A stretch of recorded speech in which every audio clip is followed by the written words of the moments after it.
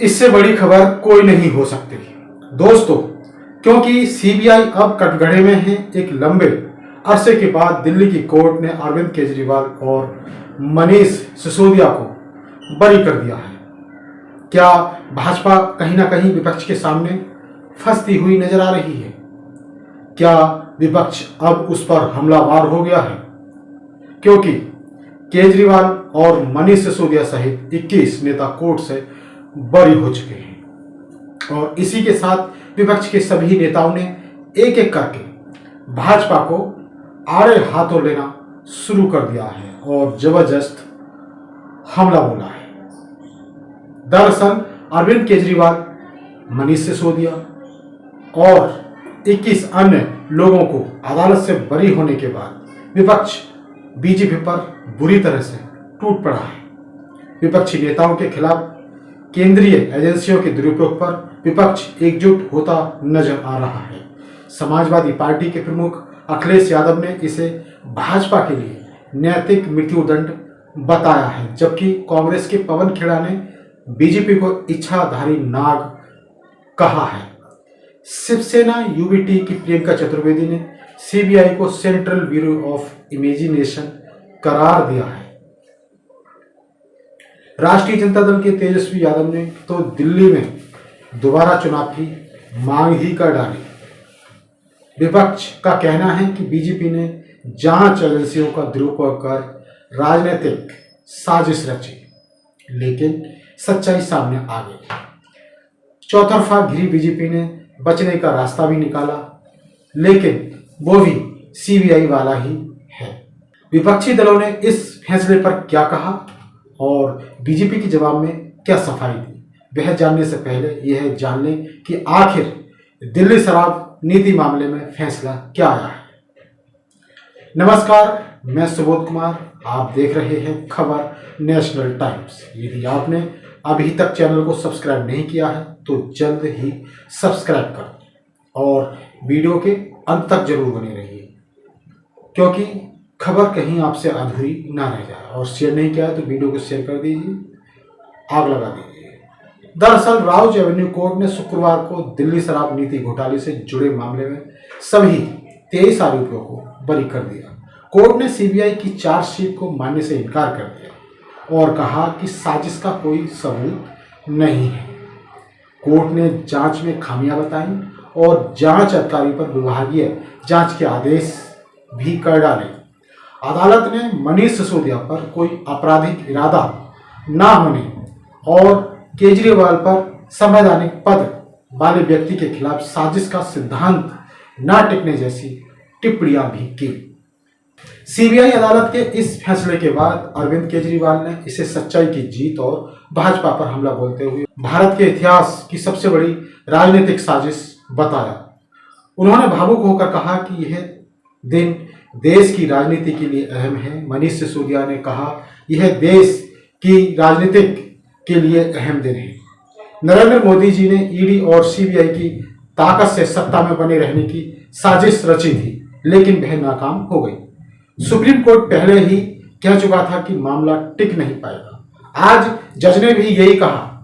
CBI अधिकारी पर जांच बैठाई गई। भाजपा को मान लेना चाहिए कि वे झूठ बोल रहे थे।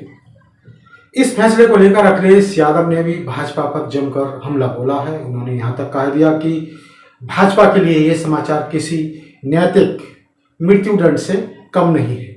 समाजवादी पार्टी के प्रमुख अखिलेश यादव ने सोशल मीडिया पर लंबा पोस्ट लिखकर केजरीवाल का समर्थन किया। उन्होंने कहा कि आज दिल्ली के लोकप्रिय पूर्व मुख्यमंत्री अरविंद केजरीवाल जी के साथ सत्य और न्याय दोनों खड़े हैं। आरोप कभी इतना बड़ा नहीं हो सकता कि वो सच को ढक ले। अखिलेश ने कुछ धार्मिक हस्तियों पर भी निशाना साधा। उन्होंने कहा, जो कपटजीवी सनातनी शंकराचार्य जी साधु संतों सन्यासियों तक पर झूठे आरोप लगाने का महापाप करते हैं, वो भला किसी सरकार, दल या किसी व्यक्ति को बदनाम करने के लिए किस हद तक जा सकते हैं, इसकी कल्पना कोई शरीफ आदमी कर ही नहीं सकता। उन्होंने भाजपा की विचारधारा को आजादी से पहले के देशद्रोहियों से जोड़ा। अखिलेश ने लिखा कि आजादी से पहले वर्तमान सत्ता के जो संगी साथी देश के दुश्मनों से मिले हुए थे और स्वतंत्रता सेनानियों को फांसी के फंदों तक पहुंचाने के लिए आजादी के दीवानों के खिलाफ मुखबरी जिनका काम कर रहा है और जो देश को गुलाम बनाने वाले साम्राज्यवादियों के माफी वजीफे पर रहकर अपनी भूमिगत भूमिका निभाते रहे हैं। छल छलावे के वो विचार बंसी भाजपाई आज किसी को मुंह दिखाने के लायक नहीं बचे हैं। भाजपा के लिए ये समाचार किसी नैतिक मृत्यु दंड से कम नहीं है, ये अखिलेश यादव ने कहा।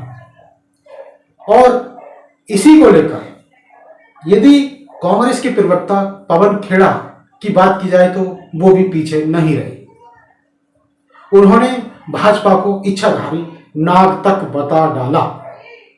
उन्होंने कहा कि भाजपा राजनीतिक पार्टी नहीं बल्कि आकार बदलने वाला सांप है जो सिर्फ कांग्रेस मुक्त भारत के लिए कुछ भी कर सकती है।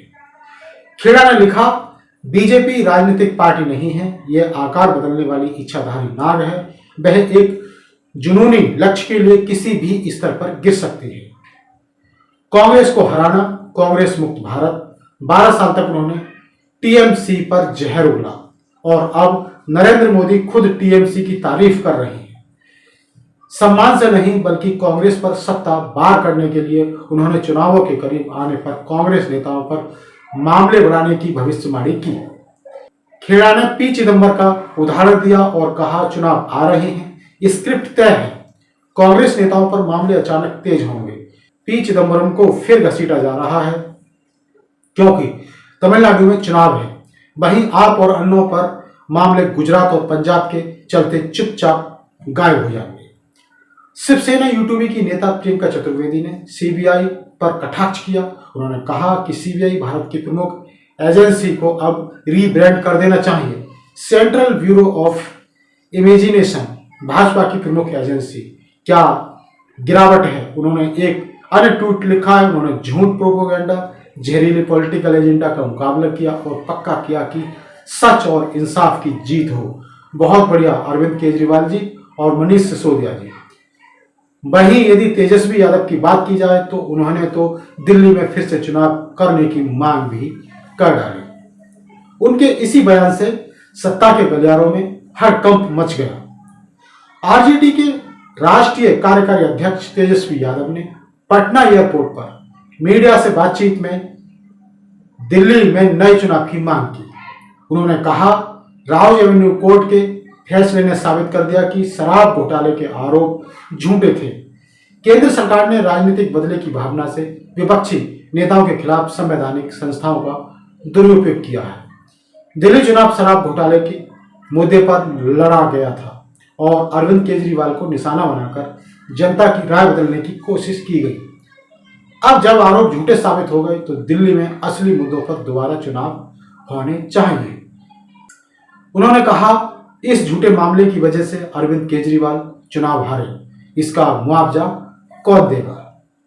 मैं दिल्ली में असली मुद्दों पर दोबारा चुनाव की मांग करता हूं। तेजस्वी ने सीबीआई, ईडी और आयकर विभाग जैसी एजेंसियों के दुरुपयोग का आरोप लगाया। उन्होंने राहुल गांधी, लालू प्रसाद यादव जैसे नेताओं का उदाहरण दिया। आईआरसीटीसी लैंड फॉर जॉब्स मामले पर कहा, सीबीआई ने 3 बार जांच की और केस बंद कर दिया, फिर भी दोबारा केस खोला गया। यही भाजपा की राजनीति है। तो दोस्तों, आपकी क्या राय है इस वीडियो पर?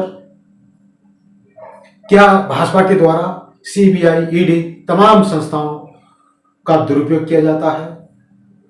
क्या भाजपा चुनावों के समय तमाम नेताओं पर इस तरह के हथकंडे अपनाती है? ये वीडियो आपको कैसा लगा? क्या राय है?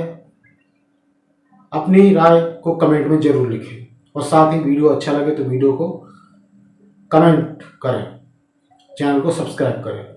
फिर आऊँगा एक नई और बड़ी खबर के साथ। तब तक के लिए धन्यवाद, नमस्कार, जय भीम, जय भारत।